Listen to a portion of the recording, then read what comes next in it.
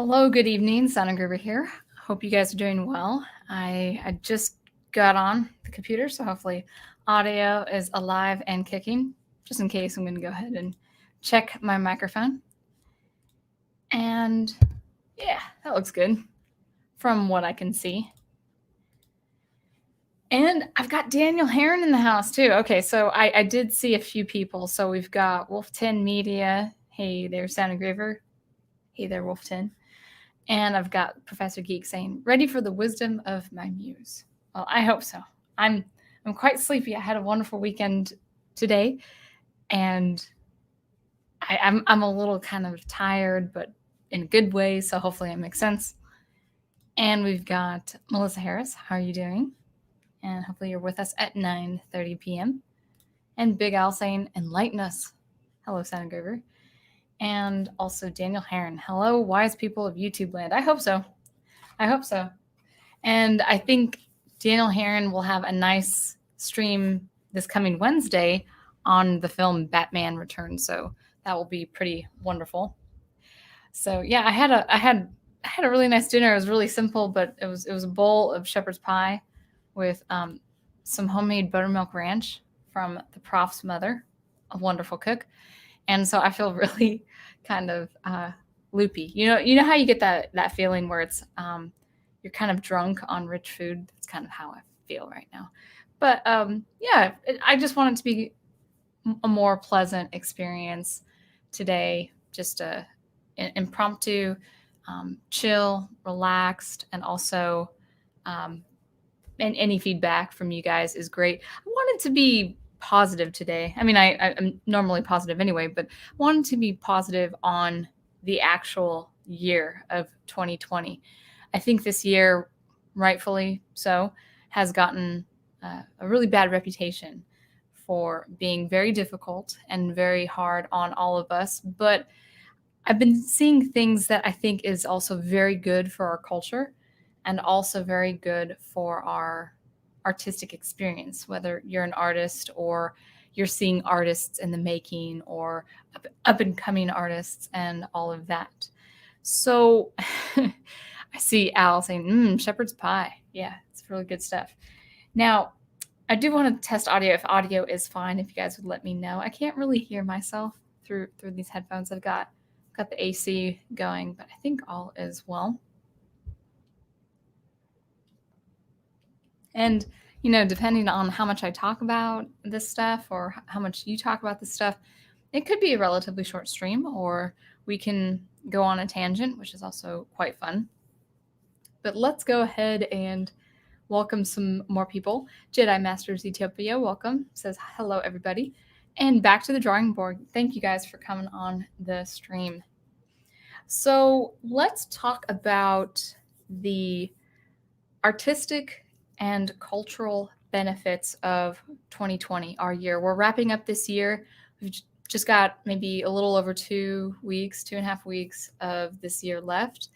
And I wanted to talk about the cultural benefits that actually have been seen, experienced, acquired, and also the artistic benefits. And actually, we'll start with the cultural benefits. And Sean Barnes, nice to see you too. Hello and good evening to all. Sounding good. Thank you. I do appreciate that. I appreciate that very much. So let's talk about the cultural benefits. What 2020 has taught us as a culture, as a society, and I have actually a few things. This has come from my experience as a music teacher, what I have noticed with families of students and people around you. You could be walking around a lake, you could be going to a grocery store, you could be talking to parents, you could be talking to people at church, just kind of a general vibe I have gotten over the last 8 or 9 months. And I'll start with the first thing. In culture, I talk about, I'm going to title this The Breaking Down of the Self-Made. So 2020, if it hasn't taught us anything, it has taught us that a lot of things are outside our control. We can do hard work, we can be industrious and productive, we can plan, we can coordinate, we can do all these things, we can fit everything into our schedule. But 2020 has taught us that there are powers and ideas and external forces out there that will put those plans to a halt. Now, that happens on an individual level. That happens in an isolated experience, usually, maybe inside a family, or maybe something's happening at a church, or maybe it happens in the classroom, but not on a universal level, not on a global level, as we have seen. And I think that in some way, as hard as it has been, and I'm not looking forward to, how powerful people are making decisions. I'm not looking forward to that at all. But as hard as it has been, I think it is good for us to understand that we don't have it all under control, that we have autonomy and we have will and we have ideas and planning and execution of those ideas. But if the world says no, we have to adapt and accommodate. Not to say you go along with the world if you're disagreeing with the world, with what the world is doing, but you have to readjust. You have to reroute. And I think that is a good skill for people to learn. I think that's part of the human experience. And I think that is important to go about your day. So I'm calling this the breaking down of the self-made, or the breaking down of culture. If something puts you at a halt, what do you do about it? Or how do you adjust? So the first thing I've noticed, and I noticed this mostly with parents, and parents of kids, of children who are school age, who are taking music lessons, and that is the slowing down, slowing life down, where you could be so hard pressed and have your schedule so uptight, and have your children. I'm using this as an example with my experience as a music teacher, but having students who have just so many things in their schedule, just their schedules just stuffed, like much more stuff than I had ever experienced as a kid. I went to school, I practiced my violin, I went to church, I had Sunday school. That was my schedule as a kid. And I played with friends, I played video games. It was really, really simple. But I think as culture has progressed, as time has progressed, as technology has improved, of course, but also there is the danger of addiction on devices. I think because of that, because everything is so instantaneous, there has been this steady, go, go, go, go, go. And that's very much a part of the West Coast culture. It's probably part of the New York East Coast culture. But I also think it has just been a product of a lot of technology, a lot of things at our fingertips, and a lot of opportunities. And I'm glad we live in a country with a lot of opportunities. But because of that, a lot of people just take everything they can. It's like a candy store. And they shove all their different kids in different activities. And I saw this a very high-strung, very highly stressed society. And I think something like the pandemic really brought that to a halt. And at first it was a very hard adjustment. I heard the strain in the parents' voices. I saw the faces of my students. They're so full of angst and depression. They didn't know what to do. Actually, the only people that accommodated really well were my homeschool students. They were like, it's just another day. But it was a very different world. It's a very different experience that people had to adapt. And I don't want to say that it's just with parents and kids, putting kids in all these activities. I think that's just part of our go, go, go, go mentality in our culture, this kind of hustle culture. Yeah, we see it with the students. I saw it with students and kids as a music teacher, but I think that's just been a part of, you got to work 24 hours a day, you got to, just sleep for the 4 hours, and then everything has to be work, work, work, work, work. And in a strange way, it's actually good that something like this pandemic hit us, because it really teaches us the value of slowing down. So that's the first thing I've seen culturally, the slowing down, slowing life down. And I think it's been probably very useful, probably very fruitful for a lot of families that I have seen over the last several months. Maybe some people haven't adjusted. Maybe some people are waiting for 2021 to hit and saying, okay, guys, let's get back to normal now.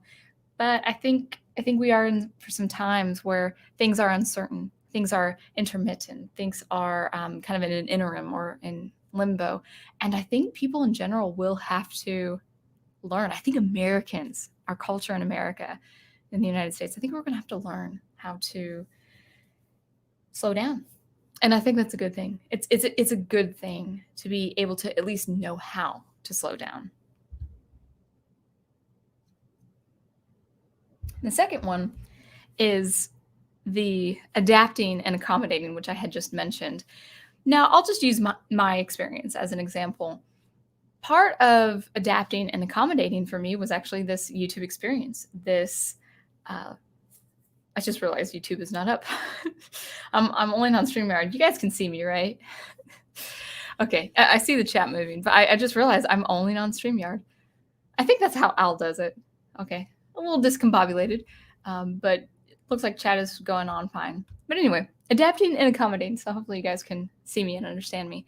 Part of it has been my YouTube experience. I would not have thought to do collaborations with people like Professor Geek and also the Pacellis and Big Al, and being a part of your community in the last, I would say 9 months, really involved in this kind of community in the last 9 months. First of all, I thought I was just exclusively music. Second is, had this pandemic not hit, I probably would have been a lot more myopic in my thinking. Like, no, I don't have time for that. I need to go ahead and do my music and my writing and all of that. But being involved in this community has certainly benefited in terms of being a writer and practicing and seeing what people are involved with and seeing what people are interested in. And so I think, I don't know about you guys, but in my experience, when I had to, for instance, transition from going to the studios to teaching on this computer, the first couple of weeks was really hard. I mean, I'm an introvert and I love staying home, but even for me, it was really difficult to make the transition. So that was the time when I started collaborating with Professor Geek and the crowd. And I thought it was just going to be, one or two things. I'm like, yeah, sure. Why not? I mean, everything's changed. So why not accommodate in this area? And it's been a wonderful experience. I mean, of course, even all the better, not just to know you guys as a community, but I started dating Professor Geek. So I would not have expected that kind of thing to have surfaced if I had been a little bit more uptight with my schedule. I would say, oh, no, I just do this one time just to see. Now, this isn't my audience. I'd think those things like, oh, no, this is an audience for, this group of people with Professor Geek. I'm only going to be, a guest appearance like once or twice or something like that. So I was kind of thinking along those lines before thinking, no, I'll just roll with it.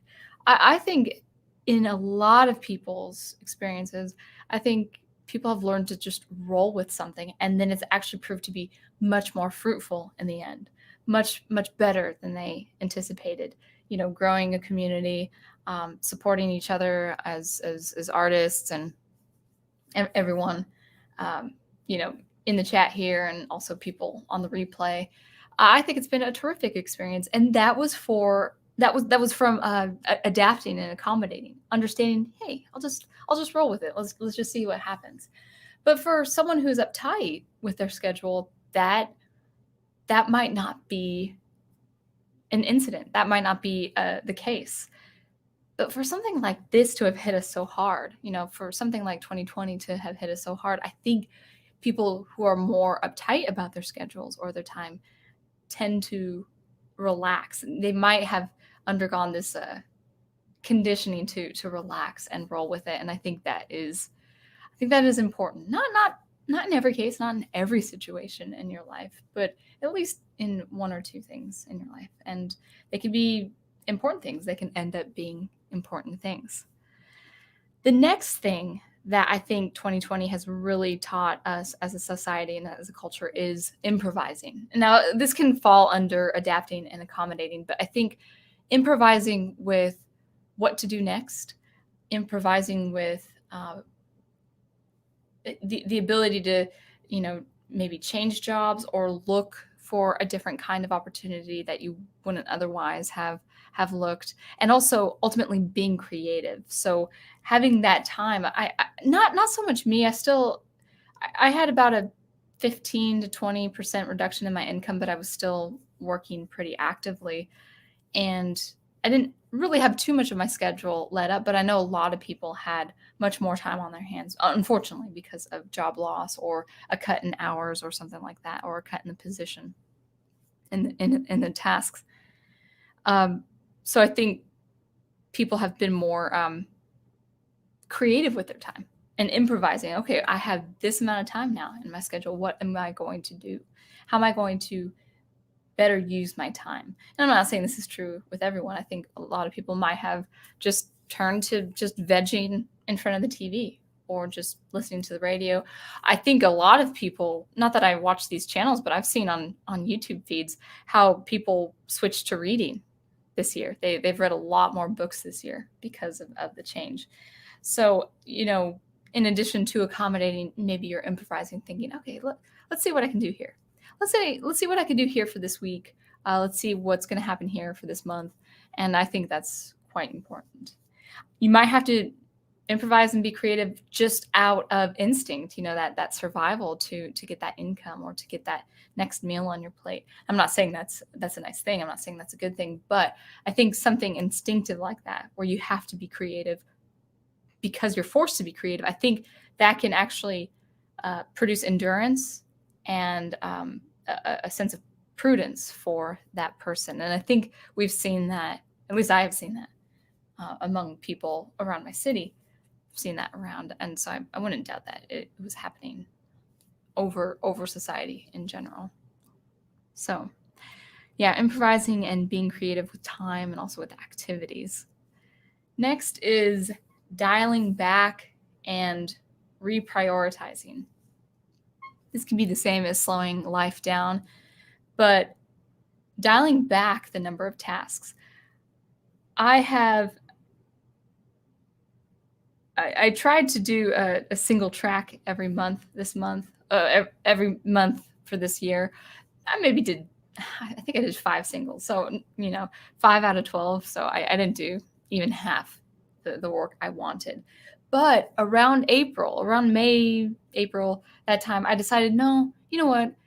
I really want to produce, but more than that, I want to get better at SuperCollider. So I kind of switched gears, accommodating, or not accommodating, but kind of adapting and improvising, thinking, no, what's most important is actually just getting into SuperCollider and developing that skill. So I composed less in terms of producing more for the world, and just focused on specific tasks and skill building. And I realized that was most important for me this year, is to build the skill, not so much produce the music, but build the skill to produce the music I want, so I can produce much more output in the future. So that was a nice thing that I probably, had things been normal, I probably would have just been boom, boom, boom, boom, like clockwork, and not realize what was more important to me. And that was, hey, let's get back to SuperCollider. Let's go ahead and build some more skills and create something unique. And dialing back also could be a matter of how many activities you have in a day or in a week. So one thing that definitely hit me, impacted me as a music teacher, was this kind of scenario was the thing to have people quit lessons. Could have been a financial thing, but it also could have been just, I don't have the energy, I don't have that headspace to concentrate on music. Hopefully that was a decision for the better. Hopefully they concentrated on something much more important to them than music. As music is important to me, something else might be more important to them. So hopefully they dialed back and quit music lessons for another reason, or to have just more time. And I think dialing back in terms of work, in terms of activity, all that stuff, I no doubt has benefited many families. Families are, some families, I'm not saying all families, but I think allowing that time, having that time, and allot that time to different family members, I think really did benefit family. I think people are either very much closer to each other than they were, or maybe it was time to remove relationships and say, no, I think we'll close this relationship. So that's kind of what I was thinking with dialing back in terms of activity and freeing up time for more important things. I also think that there's been a general learning or relearning, or I would say understanding. There's been this general understanding of the importance of things and time. So we're definitely aware of what kind of time this is in human history. For good or for ill, we understand the importance of the time in our culture, the times in our culture. If you're religious, you might understand times on a much more on a much bigger scale, something outside the material, even something outside the linear or the temporal, although it's also at the same time interconnected. So our time in human history, and then I have a very loud neighbor right now who's riding his motorcycle. Anyway, these things are interconnected, the temporal, the linear, and then also outside the material, outside the linear. So I think people generally are trying to find mutual ground and mutual understanding of how important this is to our culture, how important this year has been to our culture, or just, I would say, to the first world nations in general, for good or for ill. Depends on how you see it. I'm not saying you have to be subjective about things, but of course it will be a matter of your perspective if you think the moving forces in the world are for your good or for your bad, for your worse. Sorry, my neighbor is being really loud with the motorcycle right now. I'm very distracted when it comes to sound. So understanding the importance of things and time. I wonder if you guys can hear it. You probably can't. But the last thing for our culture, this breaking down of the self-made, is the understanding, the distinction of the autonomy and the world. So understanding, what is in your control and understanding what isn't in your control. You can, by your own autonomy, be productive and industrious, and you can provide service to people and ministry to people, but also understand, okay, things are stopping me, they're slowing me down. How can I be okay with this? How can I accept this? And I think it's kind of fascinating how this really has been seen, accepted, or rejected, or experienced by the general public. So this is the culture. That is, I think, the cultural benefits of 2020. We've got the slowing life down. We've got the ability, or at least the practice, to accommodate and adapt, to improvise. We've got the ability or the practice of being creative. We're reprioritizing. We're dialing things back. We're understanding the importance of things in general and time, or ideas, if you want to use things and ideas as the same word, and also the autonomy and the world. I have found, and I'm not saying this in any cynical way, but I have found that the more I see the world, the more I see the world as it is, the less I see myself able to make an impact as far as the world. This is actually going to get into the arts perspective of the artistic benefits of 2020. But I have learned that I don't want so much to change the world as much as just to serve someone with my art, and uphold truth and preserve truth with my art. So let's go into the artistic benefits of 2020. And I've got two sides. I've got the external, or the global, and I've got the internal, or the individual. Let's start with the external. As you in the community know, major industries and icons have become, or are becoming, irrelevant. So I had said in my last stream that celebrities can't even get the views a normal person with a good channel, with a good platform gets. We've got the celebrities, the actresses, and the big name science fiction writers, and they're just not getting anything. Any numbers you may see on Twitter, or any numbers you may see on a website, could have been robotically generated or manipulated. And it's encouraging to see that just everyday people listen to other everyday people, that we don't really just, I would say on the whole, I'm not saying it's individual people. Some people will always follow celebrities and hang on to their every word. But just in general, just what I'm seeing in the numbers, someone who's everyday like me is going to listen to another person who's everyday like me. They might have, 50,000 more subscribers. They might have a bigger audience, but I generally like that kind of person. I generally like that kind of commentary. And we're seeing with major industries, people, being bought out, major, not people, they're not people, they're corporations, but, companies being bought out, companies merging, companies just going into incredible amount of debt. And we're seeing some of these decisions, like just a general impression. I'm thinking, man, I don't know if half the content or a quarter of the content that people promise will be either just canceled altogether or pushed back, 2 to 3 years. And when that happens, when content like entertainment dwindles, well, what's going to happen? People are going to look to something else. They're either going to look to older stuff. They're going to look to physical copies of maybe books or old films, maybe old television shows, from the 90s. Maybe you have a DVD collection of an old television series. That's one way. But they're also going to seek new entertainment, new creation. And I think it was Nate Chen on the Professor Geek Facebook group page.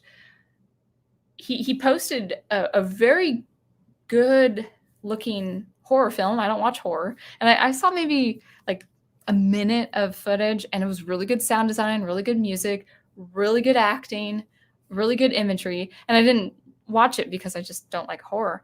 But Nate Chen said that was a Kickstarter project of about $23,000.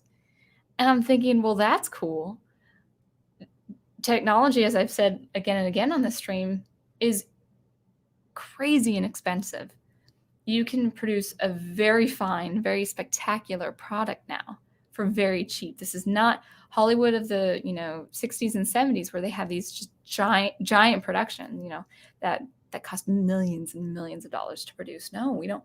We have so much technology at our fingertips that I think independent artists are going to pick up the slack. When content dwindles, because I think if these companies are continuing down this road of debt, especially with the economic changes of this pandemic, if they keep going down this road and down into more and more debt, they won't be able to produce the content that they have showcased for us.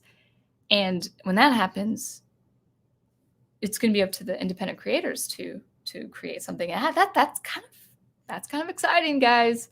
I think that's kind of exciting because people, they don't need to follow a status quo for the industry. They'll produce whatever content they want, whatever story they're impassioned by, and all that good stuff. So major industries and icons are slowly, if not already, they're slowly becoming irrelevant. And I think people are becoming aware of that.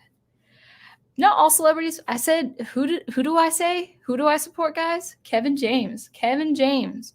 He is the actor of the people. And so he'll remain relevant because he produces value. That's the thing, is he produces value to people. And that's the most important thing. Now,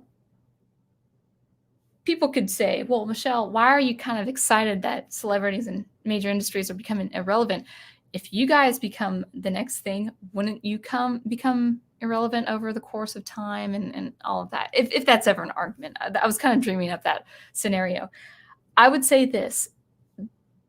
I think what would mitigate that for independent artists or any artists, even those in Hollywood, I think what would mitigate prevent you from being obscure, prevent you from that obscurity, is you have to maintain art, or you have to have art that maintains meaning and value. Art that maintains meaning and value, as well as entertainment, will succeed. That will guarantee the success of the artist, at least on some level. But that should be the goal for independent artists, that they maintain meaning. How is my art valuable to someone? We don't really value art. I know this kind of sounds strange, but I don't think artists really value art in the way it's meant to be valued. And that is, art needs to provide meaning.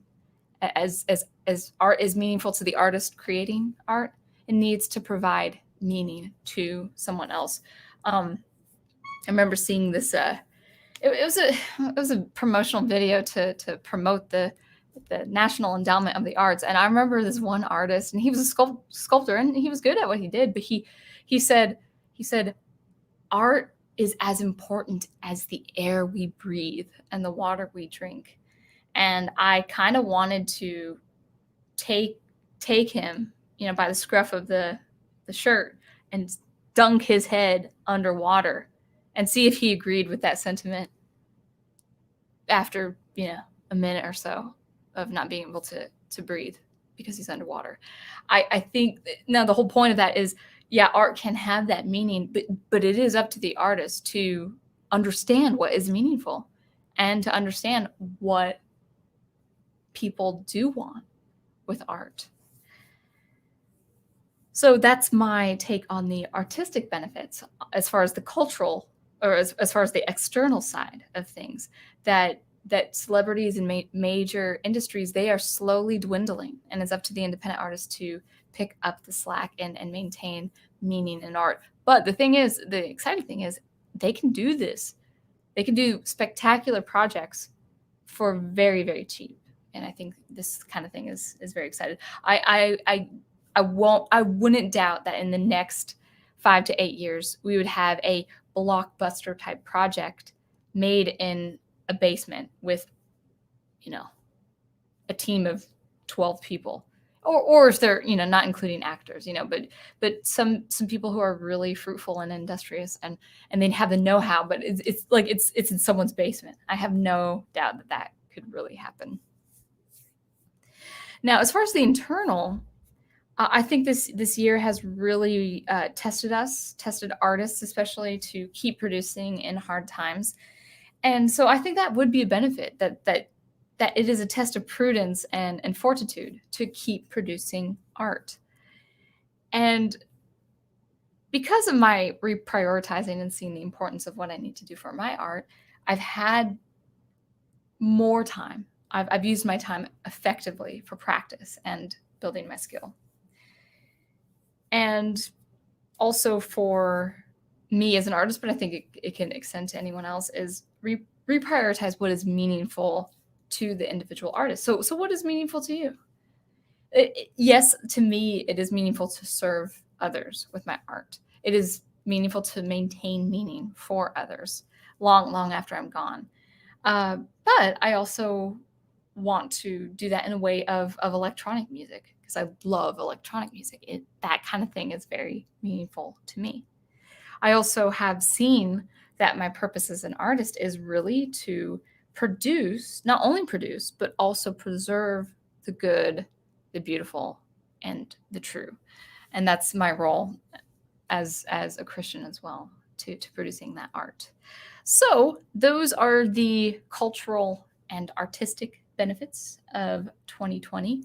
And let's go ahead and take a look at the chat. Guys, I'm not on YouTube at all, so I would say I may be skipping a lot of comments, but I will go all the way back up. Actually, it's not that far up. It's a very light chat today.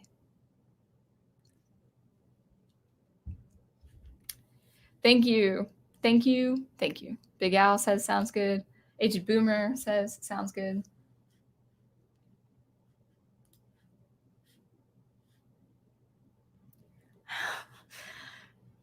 Aged Boomer says 2020 gave us Doom Eternal. I guess there's that. Is that the horror video game?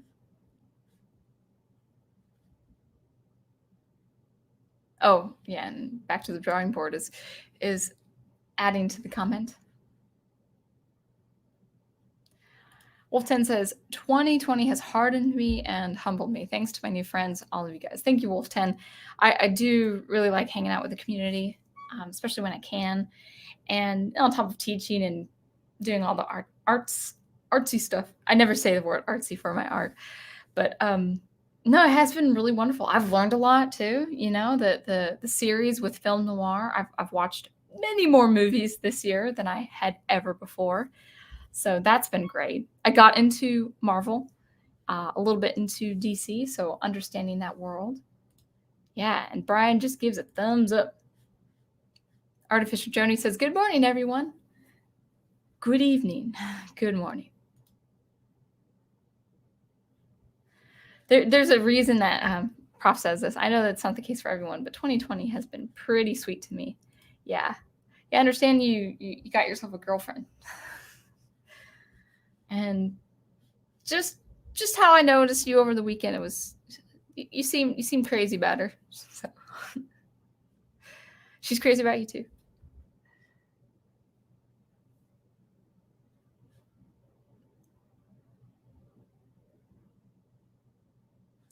And this is interesting too. 2020 has been an okay year for me. I barely noticed a difference. That could be also because people who may be more introverted may not notice the difference. I can imagine. See, I'm not a socialite at all. I'm such a homebody, and so I can imagine someone who really thrives on the company of others.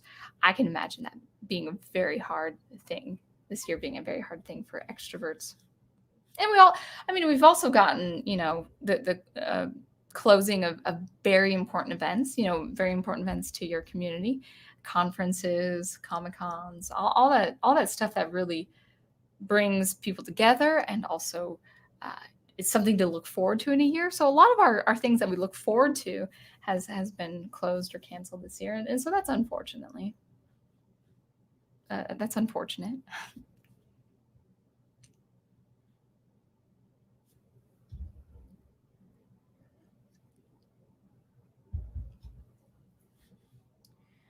So Melissa says, I pray to God COVID-19 goes away. I will say it's always good to pray to God for these different things, especially if it's weighing on your heart more than anything, just to get it out. That's really important. I actually don't expect this to. I actually said the beer bug. I don't expect the beer bug to go away. And that's not to say the Lord is unfaithful with that. And if something happens where it does go away, then we can thank Him.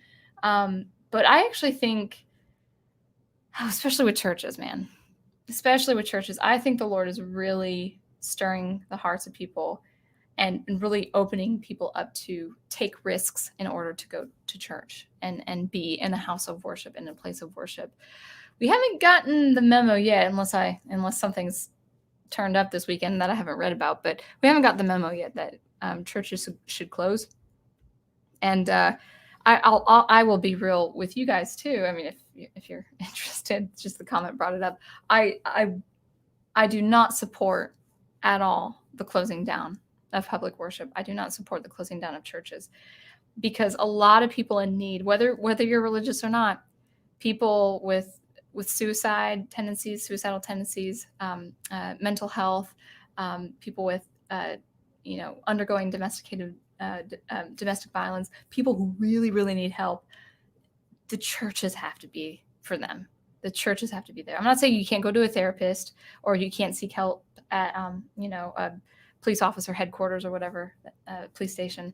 That's not true at all. People, of course, need those people just as much. But there's nothing more disheartening and discouraging when someone is contemplating something like suicide and they see the church doors closed and no one inside, and the building completely dark. That's not the function of a church. The function of the church is to welcome people and help them understand an external joy that comes outside this world and to know God.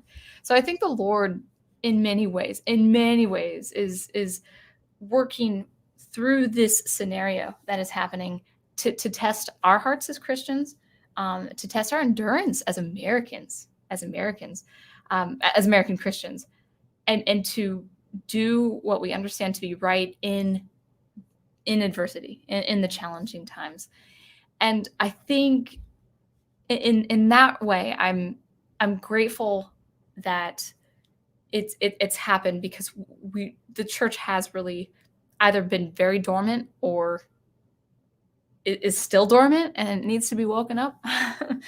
But I do not support the closing down of churches, especially in a country where we've got those rights supposedly protected. Did you guys know that that's the First Amendment? People say no, freedom of speech. Actually, the freedom of worship and religion comes right before. That's how important it is. Let's see. More comments to different people. Yeah, streaming the Big Owl way. That's right, because I don't have YouTube, but you said it, so apparently I'm understandable. You guys can comprehend me, or not comprehend. You guys can hear me.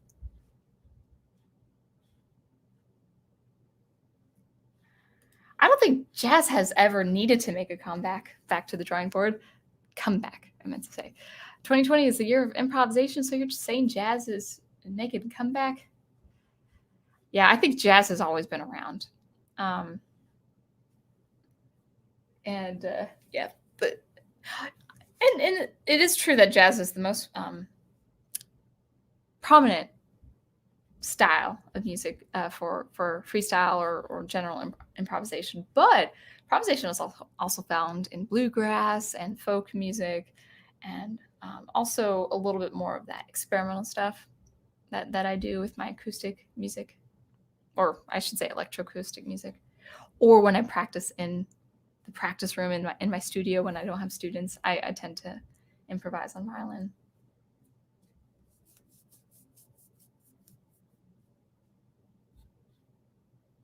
That's an interesting comment, Wolf 10. I wouldn't have exercised as much throughout this year, so I'm all the more happy, just the same.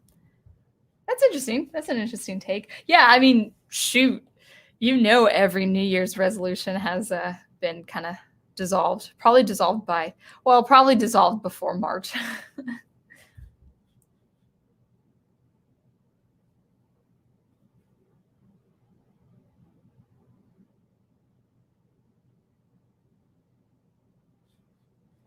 Artificerjoni says, I almost got a new job. Unfortunately, I lived in another city and had an ongoing contract in my current job. Yeah, some prospects definitely had to be postponed. That's for sure. I mean, I hope first of all, I hope you're still working, and that's wonderful if you are. But yeah, I'm sure a lot of people had different plans, maybe moving to a different city, maybe having a different job, and all of that had to be brought to a halt.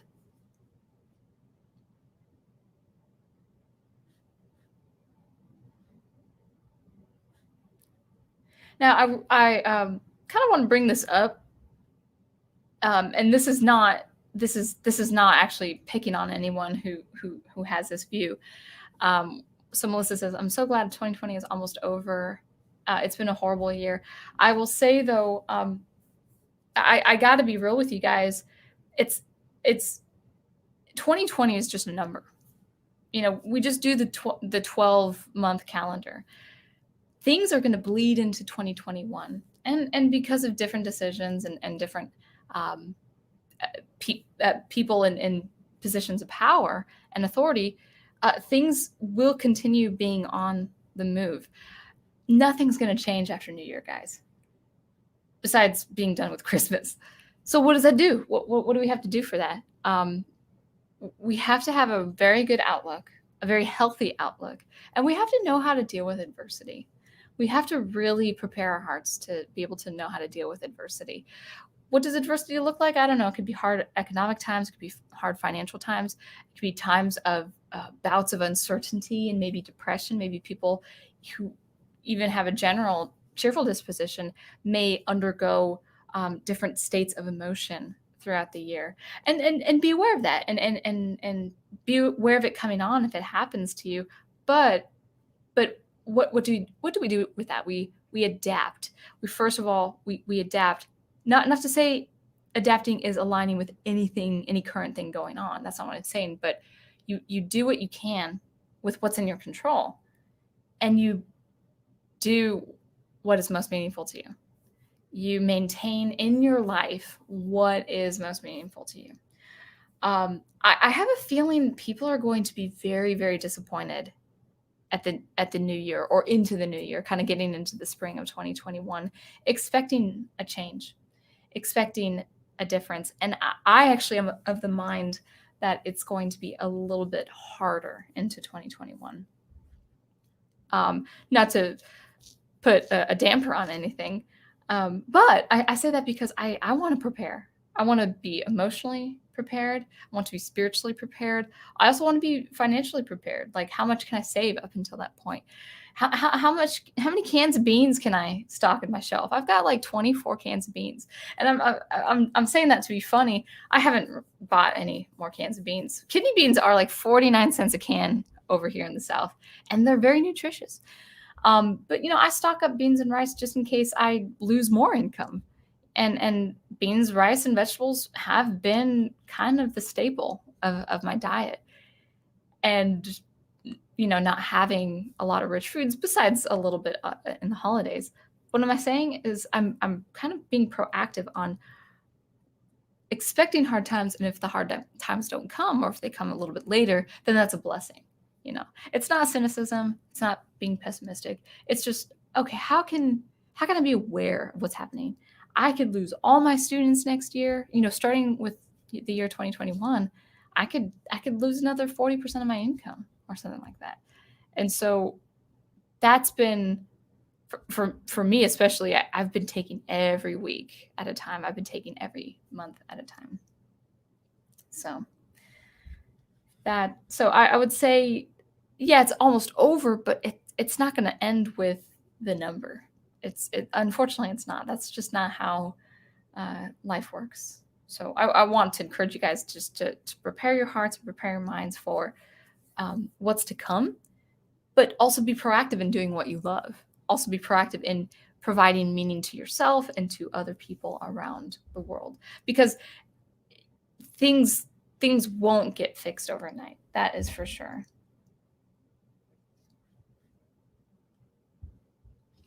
Professor Geek agrees. I do love that. I do love how Hollywood is becoming more and more irrelevant. I have no idea what the next 10 years are going to bring in terms of Hollywood or lack thereof. I think Disney is slipping personally. And part of it is the creative process and production of what they've decided, the creative decisions, but part of it is this force, that we've seen with 2020. I think it was Troy on the study hall stream. I was catching it on the replay. He says it very well. He says 2020 may not have caused it, but it's accelerated. And at one point he mentioned something about being practically instantaneous because of the beer bug. Back to the drawing board says, the thing the culture gap really drove home for me is how important the constant stream of stuff is to swindling people into liking the mediocre dreck Hollywood puts out. Oh, I think with the output. Yeah. I don't really follow the entrepreneurship industry anymore, but I was listening to a lot of different big names a couple years ago, and one name escapes me right now. His first name is Brandon. I can't remember his last name, but he talked about he didn't talk about output. He talked about prolific quality output. Now I would say quantity as much as quality. I'm just that way, and I struggle with that. I need to practice that. But being prolific with your quality. So how much can you output, but how much can that be excellent at the same time? I believe people, we're in this culture, and I don't suffer this just because I haven't had TV in like 17 years and stuff like that. I just go on YouTube and I listen to what the channels I follow are saying. If that channel stops, then I'll try to find something else. But I've never struggled with needing to get something new. I've never struggled with waiting for the new series, waiting for the new season, waiting for all this stuff with glorious anticipation. And I think people, understandably, they've kind of had, we've kind of garnered for ourselves this entitlement, like, I'm ready for the next thing, guys. When's it going to happen? And people have more or less whatever the case may be, whether it's Hollywood or something else, more or less settled just because they're receiving something new. We've got the need to get something new. That's been our culture forever. But I hate this phrase, the FOMO, the fear of missing out. I never got that as part of a thing in my life, but I know that's part of culture. Like, oh, I gotta see this next installment. I gotta see this next series. I gotta see this next season so I can talk about it and stuff like that. I gotta produce. You'll see these YouTube channels just produce a video that day of the news. They don't wait a second for, if a new show of a season comes out, they are filming it. They're watching the show and they are filming their commentary right that day, because it's like this. Okay, I've seen the episode, guys. Now I want to see the commentary, all of that. And on the one hand, that's not bad, but what does it do? As you said, back to the drawing board, it starts turning up. Well, you say dreck. So I think that's the case. If people aren't careful.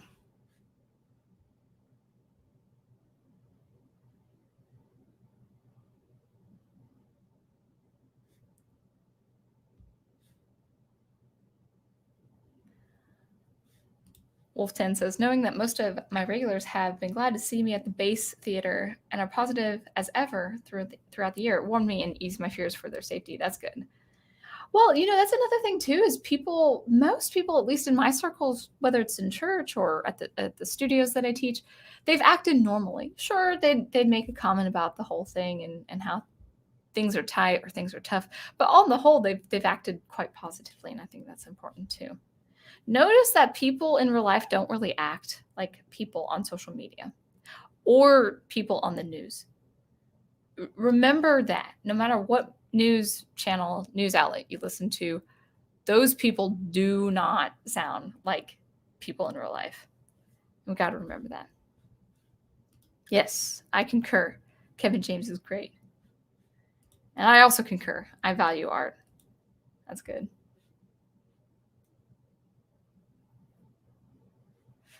Wolf10 says, you are scary when you voice your reactions to those who devalue the art they produce. I shall consider my words more graciously around you. Oh, I can't even remember where it was. Was it on the stream, or was this in another stream? When you voice your reactions to those who devalue the art they produce. Oh, just in general.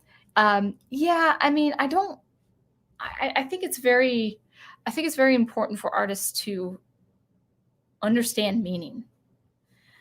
And I was talking about it with the prof earlier today, that it had been really since the idea has started really since in terms of visual art, I think with cubism, and in the way of taking a form of something, like the aesthetics in the form of something, and then breaking it and fracturing it in a very well done way. I like cubism. I think a lot of it is good stuff. But that idea of breaking and pulling the parts, and then maybe superimposing the parts in a different order, saying, oh, this is still the same shape of something. This is still an object per se, but we have it in a different context. Well, that's all well and good, and it's well done in cubism because that artist of the time, whoever they were, they were good at their art, and they learned from the classics. Now, the philosophy, however, extends for that, where, oh, let's just destroy stuff. Let's just say nothing has meaning, or if something has structure or constructs, that's all meaningless. Nothing should have structure anymore. I had seen a fair share of that in the academics. And so when I see that, well, there are two things. There are two problems with that. The first is the propensity to be nihilistic and avoid meaning altogether. The second part is, lately, a lot of nihilistic art isn't even well done. I would say, I would give props to, again, I've said this example before, I'd give props to the producers of House of Cards. Very dark, nihilistic show. And I don't know how it turned up. I saw like the first 3 seasons. Got too dark for me, so I didn't continue. But the writing up until that point was pretty good. Dark as it was pretty well done. I don't care for people saying, oh, everything is art, therefore if I just throw something together, that's going to be art. No, it's got to take excellence. It's got to take amount of skill and effort and practice to get to that point. Mm-hmm. That's right, Professor. So we're also, he and I are thinking of, we're planning actually to do a fixed commentary series on YouTube, but also on a podcast about preserving the true, the good, and the beautiful.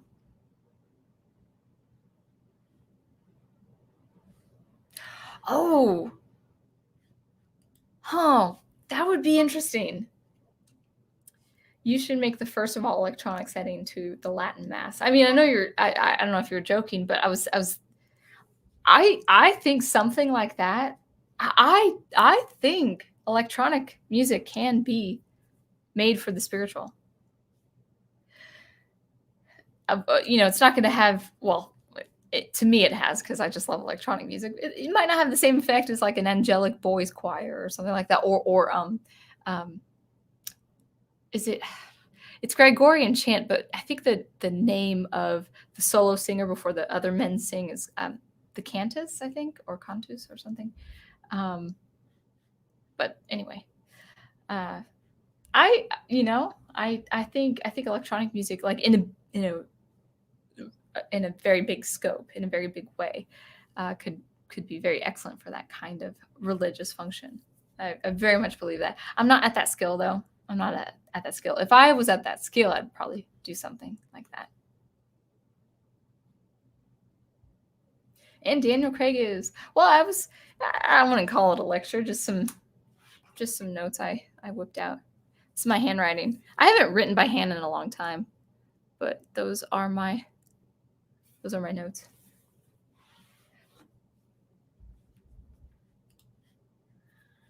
That's $1. Yeah. Well, I need an invoice because I don't know how much I owe you, Al.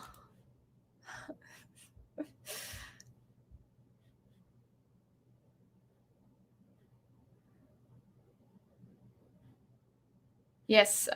So yeah, Age of Boomer, he and I are planning to make a podcast into this next year, and just kind of to give you guys a taste of what's to come. Is it's going to adhere to the art and to the artistic, but it really will have a spiritual side to it as well. He's Catholic, I'm Protestant, and we're very much fervent in our faith and in our practices, however different our practices may be. But actually, we have pretty much the fundamental belief that we share in our Christian perspective. And because of that, and because he's a writer and a professional editor, and I'm a musician and composer who also writes, I think it's been on our hearts more and more to talk about art, but talk about it, how it uplifts humanity and also uplifts the human soul. Because I think the art world, if you've ever experienced the art world, it's whether in academics or in the city or something like that. And I'm not talking about a public museum, but just kind of just art in general. It's very, I say this with all respect, but it's true. It's very secular, and because it's secular, can lend into some deprivation. And so I think he and I have been just kind of conjuring up and dreaming these ideas of what we should talk about, and that what art does do, and how it fills its role as something to support humanity, human dignity, spirituality in the Christian perspective. That's a hint of what's to come.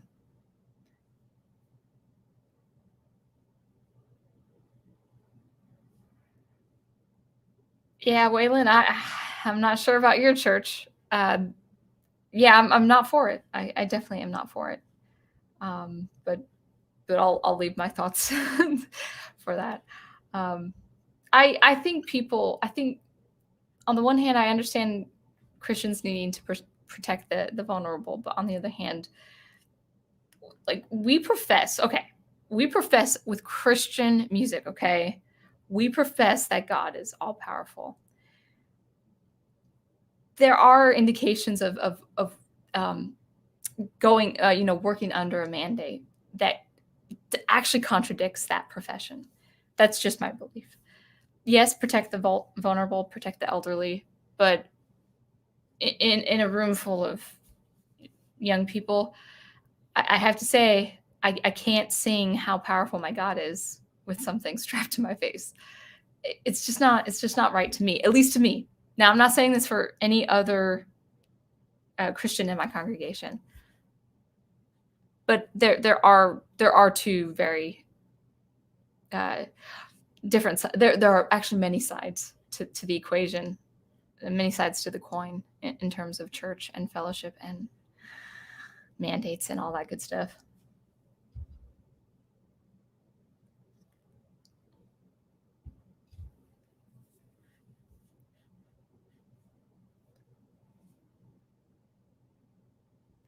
Wolf 10 says, and I miss my workout buddies, meaning waving to people working out every day.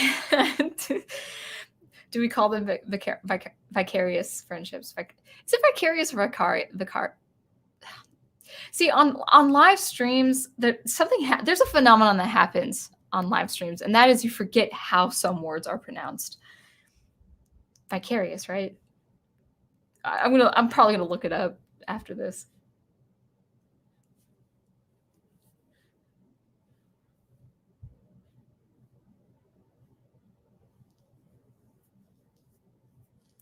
Yeah. Now, as far as like pandemic news and stuff like that, and also theories, I'm not saying I disagree with your theories. I do have concerns with how this thing is being handled, but I probably won't bring it up here because we're on a public platform, and I'd like to keep my channel.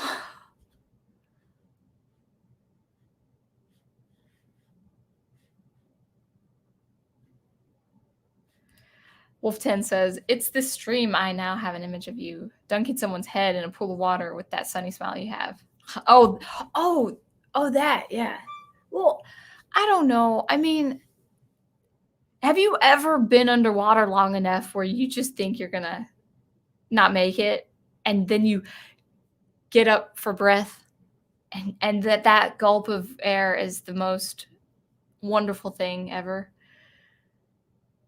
For an artist to say art is as important as air, the air we breathe, no, I'm sorry. It serves another role. Air is of the material, air is of the physical, so it's of our material body and our mind. We need the oxygen and stuff like that. Art is for the spiritual, or for the humanity, the human experience and all that. So you can't actually, the two can't be compared, because art really is for the emotional and the mental and the spiritual, and air is of the physical. This is just how, if we didn't need air, that would be another matter. But okay, so I just, he shouldn't have made the comparison at all. They're two very different things. So yeah. But the way he said it was very emotional. It's like, it is as important as the air we breathe, because artists talk like that. Not all artists, but you know what I mean.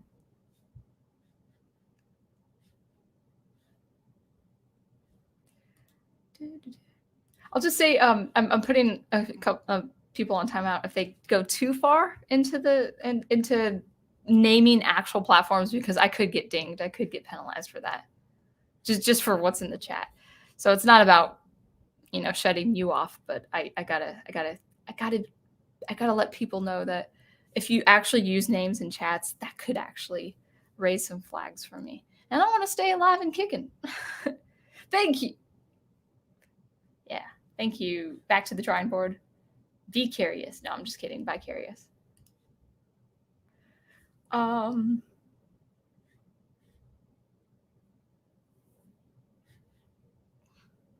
right. Brian York looks like he's having a good night. So I bid you well, Brian York. It's Dr. Y. I'm late. I forgot it was Monday night. Oh, no problem. I'm still here. We're just at the 1 hour mark. I'm just chatting away with people. So I was just talking about the going through my notes of the artistic and cultural benefits of 2020, and how something as adverse as what we have all undergone 2020, how that can actually train us to endure, train us to slow down, train us to reprioritize, and see how see the important things of life. And I think, slowing down our culture, I think, is really important. We're just too fast a culture. But, in any kind of example, we are just too fast. I'm a bit of a reactionary. I won't lie. I remember going to I usually, and in the rare instance that I get fast food, I usually go into the lobby because the drive-through is just it's just too long. And sad to say, Chick-fil-A is not accepting lobby admittance or lobby entrance. And at first I was fooled, but it's like, oh, they're inviting me in because what do they have inside the lobby? A beautiful red and white Christmas tree. I was like, they have a Christmas tree. I could go in. And then I see the signs like, we're not accepting. It's just drive-through only. But this isn't about Chick-fil-A. This is about Taco Bell. Many months ago, I went to Taco Bell because I wasn't able to eat lunch and I had to work. I had to teach for about 4 hours, but I had a little bit of a window where I could get some Taco Bell. And I went inside, and then I see on the cashier this purple ad sticker that advertised, get an app so you could order ahead of time. I'm like, this is such a waste of space on my phone. Why would I need a Taco Bell app? How many apps are on your phones, guys? That's how fast our culture is. I'm not saying apps are bad. I'm just saying it's indicative of a very fast, I gotta have this now kind of culture. And I think we really need to slow it down. I don't know too much about Japanese culture, and I'm not saying this about youth or living in the city, but when I think of the Japanese culture, if I ever went to Japan, the first thing I would go to is the gardens. The gardens and even the shrines to appreciate the architecture, even if it's of a religion that I don't adhere to. But just understand the architecture, the beauty of the architecture, the beauty of the gardens, just to slow down. So that's what I say. We gotta slow down. And I think 2020 has taught us to slow down. All right, let's continue on with the chat. If the chat is slow, I don't really have much else to say, guys. So I might even adjourn a little bit earlier.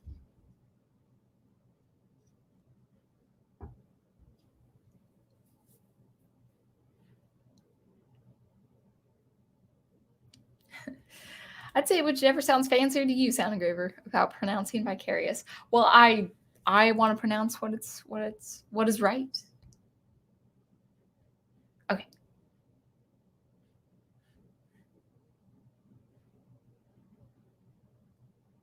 What's hindsight, Dr. Y? You know what they say is hindsight. What are you referring to? I'm missing the cue there. Favorite artist is Leonardo da Vinci. Very good. Very good. I love going every once in a while if you can, go to an art museum and just kind of take the time, especially going into the Renaissance section and like the early 1400s or getting into from 1300s to 14 to 15. It's really wonderful. I love the color, that old age, but also the incredible detail and ornamentation, especially getting into the Baroque. All right. Oh, I see. Okay. Hindsight is 2020. Man, isn't that ironic? So you're talking about 2020 vision. Oh, I think 2020 vision is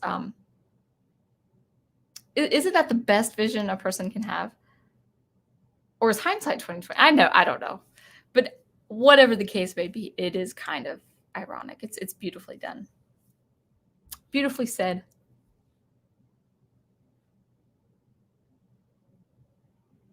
Hey, Green Line Girl, nice to see you. Nice to see you. Well, do you want to guys do Q&A or something? I mean, I feel like I have the energy to do a little bit more, but I don't have much else to talk about besides what we had talked about. Oh, perfect vision. Thank you. Thank you. I thought so. Yeah, I thought so. I wonder if I have 2020. Yeah, I thought it had something to do with really good really good vision. It is kind of sad that, this year, as hard as it's been, it's such a beautiful number. It's just two 20s next to each other. I always thought that 2019 looked a little just like that. 2016 is an ugly number. I have a weird thing with visuals and numbers, and 6 at the end of a number just doesn't look good to me, which is sad because my birthday is on the 16th. I'm like, oh, sad. But the 6 at the end of a number makes it look open-ended to me. And so 2016 just looked. See, I like things divisible by 5. So 2015 looks great. 2010, yeah, cool, and all that good stuff. Oh, good. Professor is prompting me with a question. Good. He just doesn't want me to switch off because he likes to see my face on stream. That's another $1. What have the changes in 2020 done for your writing and composition? I can't remember if it was this year where I started to write every day instead of once a week. So Sunday, like for years, Sunday I wrote all day. After church, I would write probably 10 hours, just 10 hours, not nonstop. But I'm finding now that it is so much better just to write every night, even if it's half an hour, just to do a little bit of editing or writing, because what happens is when you this is the same, you'll hear me say this is true for practicing an instrument or practicing a skill. When you write every night, even if it's very little, you tend to write faster over time. So I think I had about an hour to write Friday before I had to do something else. And I wrote 650 words, in an hour. Now, for professional writers, that might be actually quite slow. But for me, that's actually quite a lot for an hour. I've actually written $1,000. I've written 1,000 words in an hour or 90 minutes. I have done that too. So writing every day has really taught me, like, even if it's 100 words one night, the next night could be 700 words. It just does depend. But that frequency does speed up the process. And that is true for everything. So that is the most important thing. I really, really, really want to finish my first book this year at the end of the year. I'll try. I have to go to someone's mother's home, and someone might be distracting me all day. So maybe I have to bring my computer and get an hour done, or get a couple hours of writing done. I'm not sure, but yeah, I have one more action scene and a denouement, and then I'm done with that first installment. So that's pretty exciting. I don't know how many words it is. I think it's probably over 150,000 words, and it's a rough draft. So I do have to pare it down a little bit.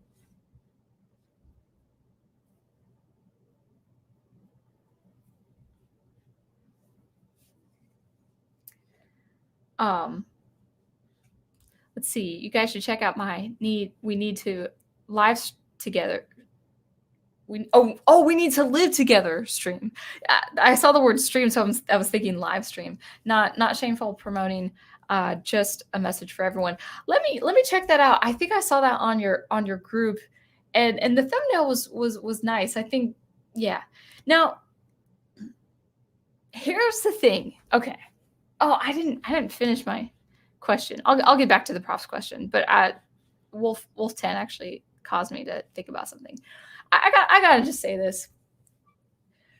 What you see on the news, what you see on social media, what you see on those platforms, what you may see here, in this kind of context, this kind of format. I'm not saying this isn't real life, but this is not how people react and talk. It's different with chat. You guys are pretty much sincere in what you're saying. What I'm saying is, like, if there's a I would say universal tug be negative or to be fear-mongering or all that stuff.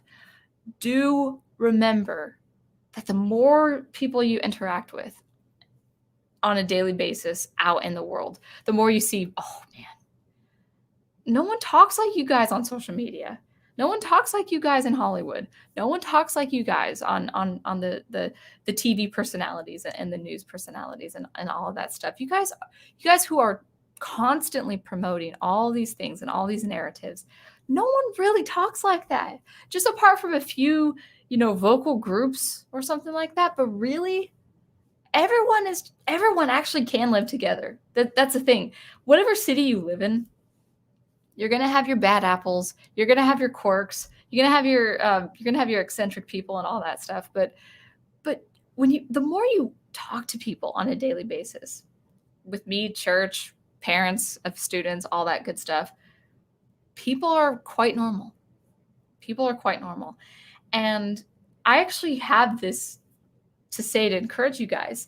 Do not think for a fraction of a second that people can't live together. All that stuff you see on a post, on a blog, on an article, on a video, that is just to get clicks. That is just to get those views. That is just to get the comments rolling. People do live together. People actually are happy and accommodating and polite and cordial. Harder to see these days, that is for sure. But I still hear the smile and hear the laugh under the face covering. It's still there. People really do. We do live together. In spite of what the academics say, the news outlets say, the Hollywood elites say, we do live together. And you just have to kind of see it a little bit more, just a little bit more. To find it, because it is harder to detect, not because it's not out there, it's because people are telling you it doesn't exist, but it does exist. So anyway, back to the props question. What changes in 2020, what have the changes in 2020 done for your own writing composition? For me, the dialing down of activity, like, so for instance, it was 2.5 months or we didn't say actually 3 months. I think it was close to 3 months of teaching from home, teaching online. First 2 weeks I thought were going to be great. They were brutal because I wasn't so used to being in front of a screen all the time, because I'm in front of the screen for my writing and for my music composing. In fact, when you first saw my videos in SuperCollider, it's a white background with the colored text, the colored syntax. But I switched it to this very dark purple gray background, I think around March or April, because the white was so much of a glare to my eyes over time after teaching students online, on video over time. By itself, well, it's probably not that good for me anyway, because my screen is giant. This is a giant computer. By itself, when it was just SuperCollider and then I would drive to a studio to teach, the white didn't bother me. But now it really had I remember that first week teaching online, and I actually I didn't go to bed early, but I remember lying on my bed with something covered over my eyes for like an hour because they were so strained. My eyes were so strained after that. So I switched to the darker background. And I had Twitter on a dark interface, and I also had YouTube on a dark interface. In fact, I wish StreamYard had like a kind of a gray interface. The white is kind of blaring, but then my you wouldn't really see my face too, because it actually does reflect off my skin pretty well. But so that was a good change for me. And because of that huge transition teaching online, I had to really dial back and say, okay, what's important? Is producing a piece of music every month important? Which it was, but it was taking me away from producing more experimental music from SuperCollider. And the way I could do that was just to get better in my skills in SuperCollider. So I after maybe the 4th release or the 5th release, it was like the 4th release, I decided, okay, I'm gonna put the production on hold, and I'm gonna go ahead and just really use this time to build my skill. So it wasn't production as much as it was skill, as that being important.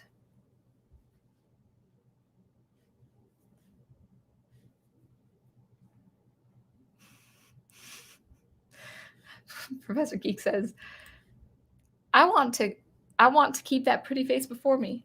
Just shut up and take my wallet, Al.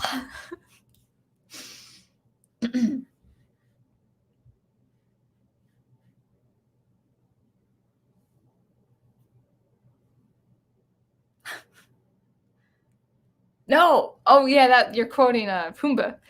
As my good friend Timon here says, you gotta put your behind in your past.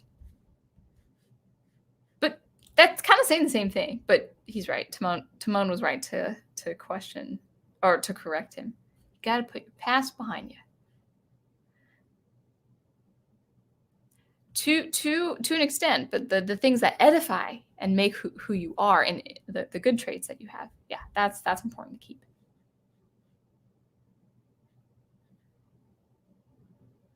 I don't know. Okay, this is another thing. We're almost into Christmas. Sound Engraver hot take: the song "It's the Most Wonderful Time of the Year" is dripping with sarcasm. I don't think so. I actually no, I don't know if you're referring to an article or some sort of news punch or opinion piece or something like that. I don't know about you guys, but I feel like because of all the stuff that has happened this year, I feel like people just decided to celebrate Christmas early, like even before Thanksgiving. Now, I was of the opinion, like up until this point, up until this year, I was thinking you can't celebrate Christmas until after Thanksgiving. Give Thanksgiving give it its room, give it its space. I love Thanksgiving, actually. I really do like that as a holiday. It's wonderful to have fellowship and be grateful, remember the time of plenty, and also just be grateful for that. It does serve its purpose, and it's got a historical context to it and the historical importance to it. And so when people were starting to celebrate Christmas before Thanksgiving this year, I thought, you know what? Whatever. If it brings people joy, it's fine. It's fine. I live next to a street where these houses had these just multiple giant blow-ups of these of every holiday. One house has every holiday. Another house has just these giant blow-ups of Christmas. And you've got lights everywhere. And last year, I, as a Christian, would think, well, that's just so materialistic. And yeah, it is. You gotta be careful. You gotta be modest and do everything in moderation. But this was the first time cars started slowing down and watching and appreciating. And I think people really hunger for joy, really hunger for anything that makes them joyful and produces joy in them. And so I was thinking, you know what?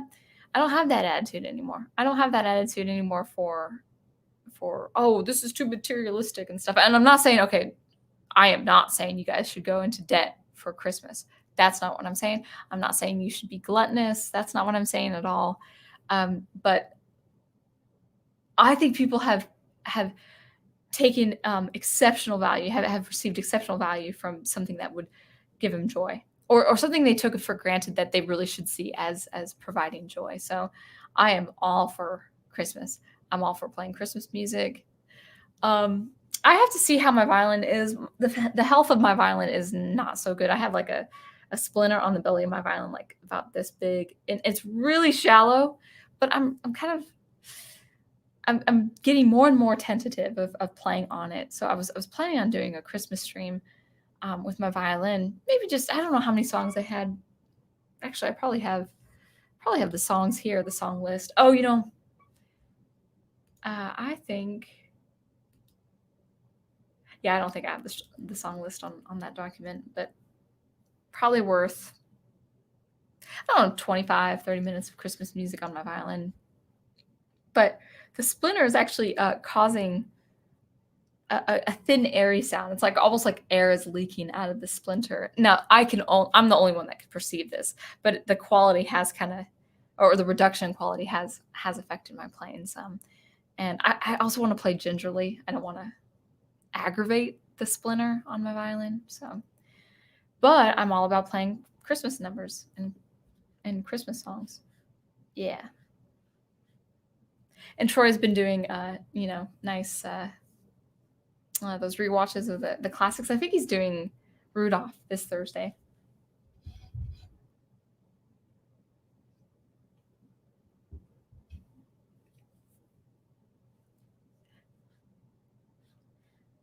I don't know the lyrics to the song Green Line Girl, but I'm not against fruitcake. If fruitcake is well made, it's actually not that bad.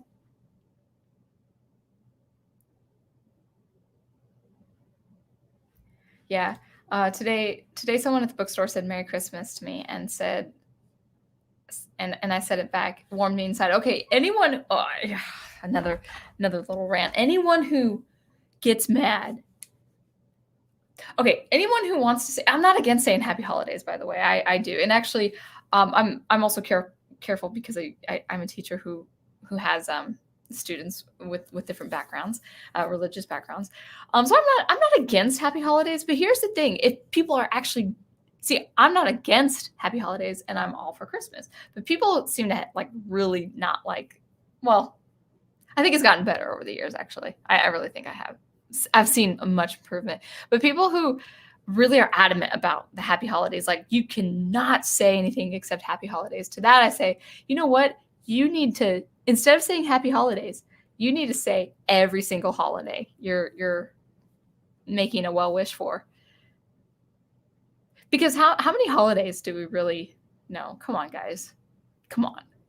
I think people who really are so adamant about that, I don't even think they know the fraction of the holidays that are being celebrated.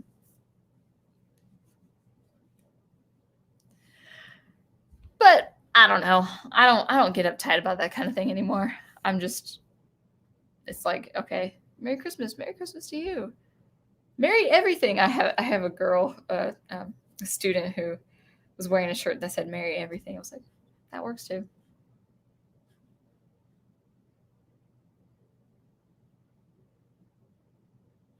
Daniel Craig says, I've started to think the same way as you about Christmas, though it started for me about 3 years ago.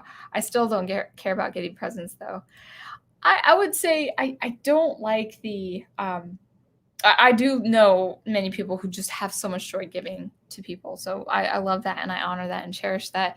I would say where people actually go to debt and face financial hardship because of Christmas, that I would say no. It's not worth going into debt for.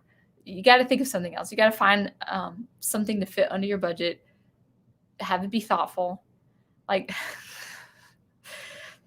I mean, talk about gluttony, but some of my favorite gifts are the edible ones because I'm kind of a Spartan. And so when I have like all these cookies and stuff, yeah, I have to give some away because I just can't eat too much. That's too unhealthy. But I love edible gifts because it's not wasteful. Now I don't throw away stuff, but I do live very, very much like the Spartan lifestyle, just because of not being able to have the room or the accommodation.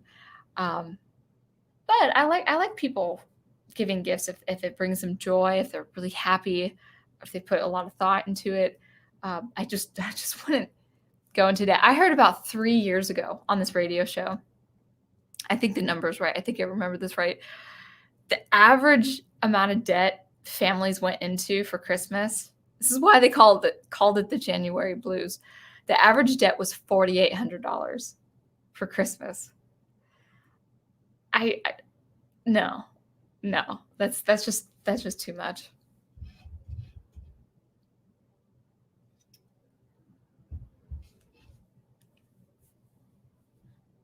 That's interesting, Green Line Girl. You normally dread all the Christmas songs on the radio since I'll be hearing them 8 hours and straight 5 days a week for a month, right? You work in retail, I take it. Yeah, I worked in retail for a long time too. But you actually started singing along.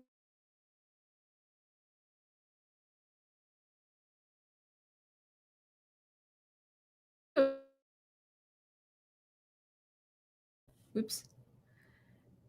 I think I'm there. Are you guys there? I blacked out for a second. I'm still here. I'm still here. But yeah, no, that's interesting. That is interesting that I just think people just generally just wanted to have joy right after Halloween. They had, there people were kind of suggesting. I was talking to my students. I was like, "Are you gonna go trick or treating? No. Are you gonna dress up, see your friends?" I like had one student who was hanging out with friends and dressing up. She was gonna go as cowgirls with her friends, and she was like in high school. So I'm like, yeah, that makes sense. Um, and I think she was like the only one. I was like, "Are you doing anything for Halloween?" I asked all of my students this. Like, no, we're just chilling at home. And then I think something cracked. I think something broke after that. I think families were like, okay, Christmas now. Let's just celebrate Christmas for 2 months this year.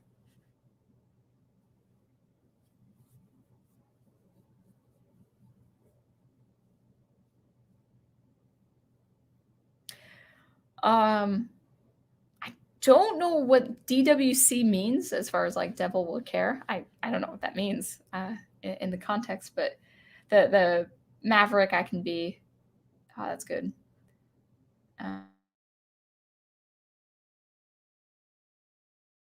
Rigidity to continue my pursuit of self improvement. Yeah, that is true. I don't know. I want to do a Christmas stream, Daniel. Not on the time. I don't think during the time of my Monday night streams. I might like do. I think for my Monday night stream next week will be like the top 10 Christmas songs, and maybe overrated songs. I don't think there are any. I don't think there are any overrated songs. I would say one song I think that is played way too much is "Carol of the Bells." It's okay. It's good, but I would just prefer to hear it like once or twice a season. If I did a stream, it would depend on the health of my violin. So if my violin is just acting up, if it's just being aggravated, it's like, repair me. Don't play me anymore. Then I probably can't do the stream. So we'll see. If I do it, I think it'd probably be if I did a Christmas show, like 30 minutes of Christmas music, it would be that Monday. Sometime that Monday, because I have 2 weeks off teaching starting Sunday. So it'd probably be that. But it does depend on the health of my violin. So this repair would cost me with tax, labor and tax, and parts and stuff if it came to that. I don't know how it's all amounted to, but it's $1,000 and my instrument's about 2,000. It's not a professional instrument like over 1,000. It's a good quality. It's a good quality. It's just very old. It's 82 years at the youngest. It could be much older. I have a tag, an old handwritten tag that says 1939, but everything else around is scribbled. So what that could mean is it could have been restored. It's a German make called Hoff, and it could have been restored in 1939, or it could have been made in 1939. If it was restored in 1939, that implies that it is much older. So it's a very old instrument. The wood isn't brittled, but it's just, I feel like the time is to retire until I can afford to repair and restore that instrument. It's getting to the point where I'll have to just keep it as an heirloom and restore it at another time and just invest in another violin, which is sad, but that's the way the ball bounces. But a violin is my livelihood, and so it has to be worth the investment.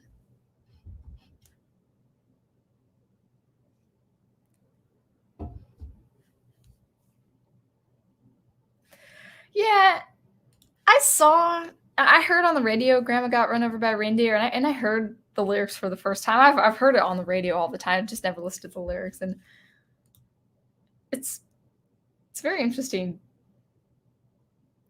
That he must be from the South. He must be from like hick country where the lyrics how it's and by the way, that's not a bad word, because I asked if that's an appropriate word to people who were that. They're like, no, that's not offensive. Like, okay, good. And I lived in Arkansas and stuff like that, but it kind of like backwater country, in the South where songwriting was really a lot of storytelling. So I wonder if is Doc. I don't know anything about Dr. Elmo. I'm terrible when it comes to popular artists of songs, actual songs.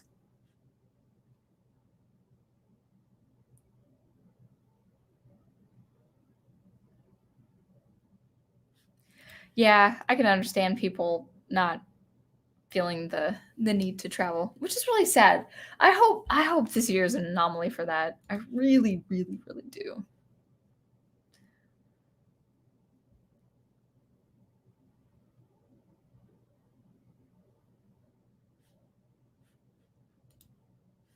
Yeah, looks around at the room full of action figures behind me. Definitely not Spartan. Yeah, I mean, so okay, so my room has my acoustic foam, my lamp, a MIDI keyboard on a table, a microphone, a desk, and a computer and a bed.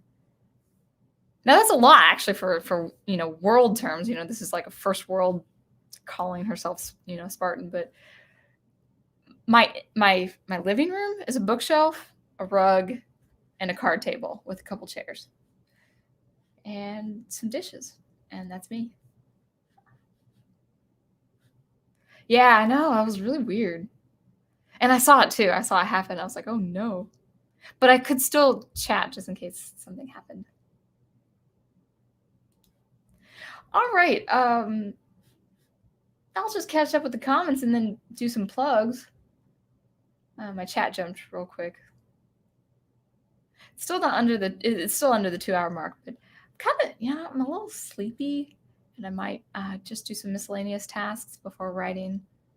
So thank you for hanging out, guys. I do appreciate that.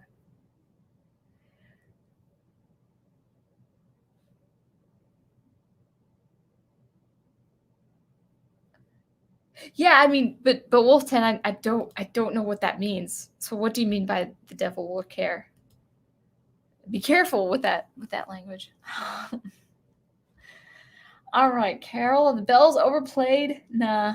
Well, I mean, so I have violin students that really want to play it, but it can't work as a single instrument unless it's a piano, a xylophone, or a marimba where you have more than 2 voices for your hands. As a violin player, yes, we can play chords and stuff, but we can't go, we can't go da da da da da da da da da da. And what happens after that ostinato? Ding dong, ding dong. We can't do it. Okay, I could be a little creative, but I'm not going to ask like a beginner student to do that. And I noticed that you can't really do that song solo unless you are a pianist or a xylophone player or a marimba player. So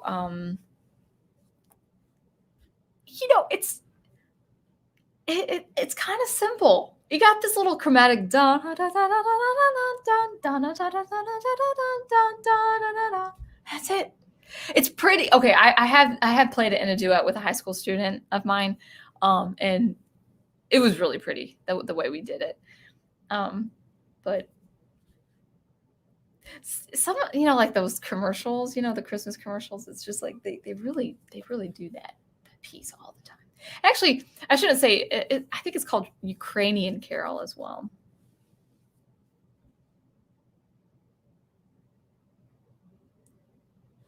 Daniel Craig says, I haven't heard Carol of the Bells this year. The radio keeps playing this atrocious Eurythmics version of Winter Wonderland, though. I don't listen to the radio, so I have no idea what you're talking about. Is that an older song of theirs? Or is that a new version or a cover or something like that? Okay. I should do like a top 10 for my favorite, and then a top 10 for what I think is the worst.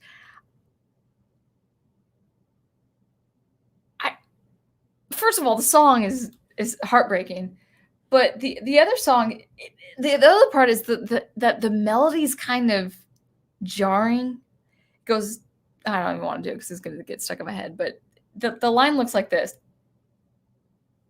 And it's like this. And then it doesn't even really conclude. It actually doesn't conclude. It stays on the 5 chord. It doesn't even conclude on the 1 chord. And that for a popular song is very aggravating. It needs to conclude on the 1 chord. It concludes on the one chord at the start of the verse again when it repeats. And then when it repeats another 2 times, that's just enough. Yeah, I thank you for that. Yeah, the violin. So I'm kind of in a predicament right now where if you've ever had like an old car, and I've had 2 old cars, and I've been in an accident with a car that was about 3,000, but to repair it was like 4,800. And so I thought, okay, I'll take the insurance money and see if I can find another car. So it's kind of that scenario where I don't want to get rid of the violin. It's actually my uncle's grandfather's. So I'll keep it for keepsake and as a family heirloom. But it's getting to the point where I've actually put a lot of money into repairs, and it's only $2,000. I should have kind of invested in another violin.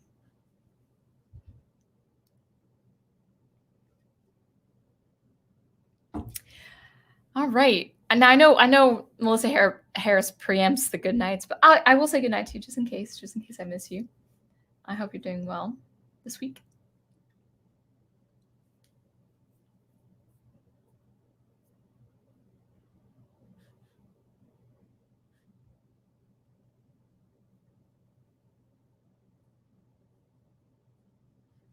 Daniel Craig says, if I owned a beach house, I wouldn't have been anything else. Oh, there wouldn't have been anything else in there. Yeah.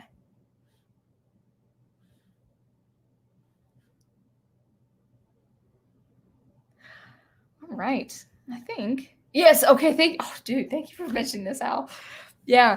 Ready for Fantasia 2000. Yeah, I was going to actually message you because I was planning on it, but I was like, man, I haven't really touched base with you guys on the rewatch schedule. So I'm ready for that. So we'll kind of oh, okay, thanks, Wolf 10. I haven't heard that phrase. So anyway, yeah, we'll start plugging things. That's a good idea. And there's so many opinions now, guys, on these Christmas songs. Yeah, we'll talk about Christmas songs next stream. I think that'll be fun. I'll give you my top 10. Chances are a lot of them are going to be sacred, not just because I'm a Christian, but some of the stuff is so beautiful. So beautiful. But I'll be objective. So anyway, yeah, let's plug some stuff. Okay. One more thing. Santa Baby is so according to Daniel Craig, Santa Baby is the worst Christmas song ever. I don't like the licentiousness of it. It implies some adult stuff there. That's probably not. I don't know if that's the reason why you don't like it. I have played this on the violin, and it's actually really fun to play on the violin. It's beautiful with the little chromatics. It's kind of, flirting. It's kind of it's got that flirtation going, and it's actually very beautiful to play on a range. I think I play it in the key of E flat. I don't suppose I'll play it on my stream. It's actually a good chord progression too. I think we've got a 5 of 5 of a C chord, which is a raised 6 of the E flat chord, before going back to the verse. So the chorus is harmonically very different from the verse. I like that. I don't care for really the lyrics, but I mean, it's not. Yeah, we'll talk about Christmas songs next time. Okay, anyway, why don't we wrap it up here? So let's talk about what's going on as we can. So let's start with Tuesday. Tuesday, we've got Wolf Commander Rambles, and it looks like he's got a topic for us. Something about romance in fiction tomorrow. Good. Yeah, Eartha Kitt. Good. Yeah, I like that that voice. Excuse me. Wait, no, I'm thinking of someone else. Yeah. Anyway, you guys don't say comments to have me analyze and stuff. Anyway, so what am I saying? Okay, so tomorrow is going to be Wolf Commander Rambles at 2:30 Eastern time on his stream on romance in fiction. And then we're going to go into Catholic Bible Geek 9 p.m. Eastern time, and we're going to do the book study of Chronicles of Narnia. Lion, the Witch, and the Wardrobe, our second installment. And I think I caught up on my reading. I finished the book like a couple weeks ago, but I think it's the last part of the book for you guys. So I'll just kind of tune in. That'll be fun. I got some hair on my mouth. And then Wednesday, we've got soundtracks with Birdman, and I think he and Aged Boomer, Daniel Heron and Aged Boomer, are doing Batman Returns with Michael Keaton and Michelle Pfeiffer. I think we have a guest appearance of Professor Geek on that show. That's Wednesday. And also getting into, I think, Wednesday, Second Cup Cafe with, I think Bandman's doing Second Cup Cafe on Wednesday mornings, late mornings, of course. And, yes, Green Line Girl for Hitman Goes to Miami with during the Innovation Race. That's good. So Green Lion Girls streaming. Go ahead, guys. Confirm the times too, if I'm missing something, because I honestly don't know when in the evenings your streams start. I usually teach getting later into the evenings, and then I also record my own stuff for my sound experimentation videos.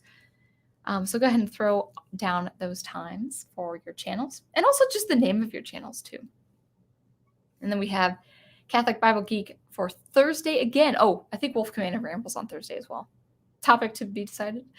And then Catholic Bible Geek for his study of the Gospel of John, the Gospel of the Fanboy, which will always be nice. And then, Al, do we have anything going on for Fan Man on Fridays? I thought there was something. I thought there was one more thing. But go ahead if you have something. Okay, 9 p.m. Eastern. Good. That'll be good to know. And Saturday, we will be doing a stream, a rewatch of Fantasia 2000. It's actually going to be, I think it's like a week before the 20th anniversary of the film release, Fantasia 2000. It's much shorter than Fantasia of 1940. It's got beautiful animation, different animation. Every sequence is very, very different, including world famous celebrities, talking about different things in between. And that movie is on Disney Plus, and it will be about an hour and 20 minutes, maybe even a little bit less. We'll try to start right away, but I don't know. I kind of like talking about it too. And Fan Man tonight is on Friday. Good. I'm glad to see that. I'll definitely tune in for that. If I'm not, I don't think I'm teaching late on Friday much anymore. Not until January. So that will be good. I hope it's not a denouement, but I'm sure it is. Sims build on Friday, 6 p.m. Have not picked my concept yet. Very interesting. That's cool. Good. So I think we've got that. And then, I haven't decided on the time that I wanted. Because it's short and I don't have to go to worship service the following morning, I can sleep in a little bit. I'll probably do 10 p.m. So on my channel, it's going to be Fantasia 2000, 10 p.m. Eastern Time. 8 sequences. It does include the not Prokofiev, but the Sorcerer's Apprentice again with Mickey Mouse. But that's okay. We could watch that in honor of Mickey Mouse. You guys associating his image with the hegemon that is Disney? I don't approve. But anyway. And then lastly, we've got Study Hall. Study Hall with Aged Boomer and Troy Bocelli, 9 p.m. Eastern Time. I think that's what it is. Troy has a rewatch of Rudolph the Red-Nosed Reindeer, I believe, on his channel, Troy Bocelli's channel, 10 p.m. Thursday. So right after the Catholic Bible Geek channel, just hop on over to Troy Bocelli's channel, 10 p.m. for Rudolph. That'll be fun. And I saw that movie like 2 weeks ago, and I grew up with that, so I have it all memorized. So I'll listen. I'll be in the chat, say hi to the chat, and do some other things too while listening. Oh, thank you, Big Al. I'm going to post this. Second Cup Cafe maybe Tuesday and Thursday this week per Fan Man. Okay. I'll keep my eyes open for that. I teach until 1. I teach in the morning until 1 tomorrow, so I might miss tomorrow's, but good to know. And in case I've missed anything or you guys are adding more content to your own individual channels, please always go to the Facebook group page and just promote your content and promote what's going on with your live event streaming. And I know things are kind of dwindling and winding down for the Christmas holiday season, but we still want to be in the know just in case. We like to tune in when we can. But I think I'll stop there. So until you guys are, until I see you guys. Oh, I forgot to plug my own stuff. Sound experimentation, more SuperCollider to come this Thursday. I think SuperCollider achieved ASMR, so that'll be fun. So always be on lookout for some more sound experimentation every Thursday. Live commentary every Monday night at 9:30 Eastern Time. And I will see you next time. Until I see you, keep producing the art you love. And I'll catch you later.